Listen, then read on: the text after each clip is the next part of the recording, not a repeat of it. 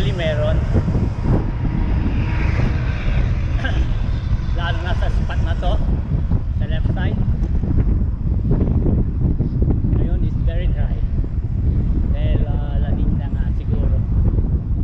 Anyway, malakas pa rin ang headwind going down.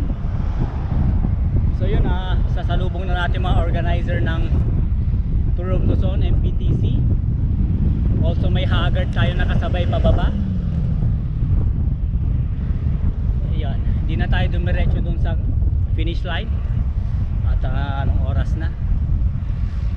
Yan natin umuwi.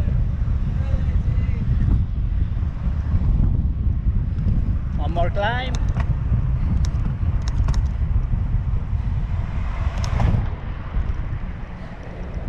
So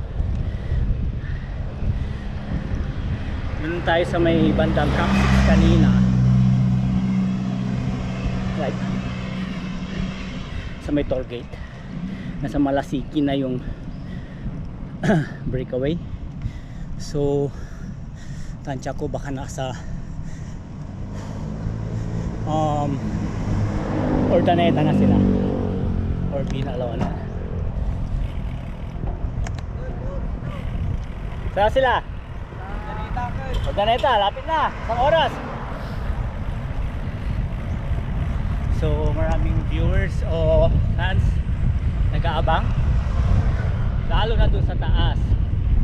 Kaya hindi na tayo makiat kasi wala tayong mapupwestuhan. And kaya natin umuwi.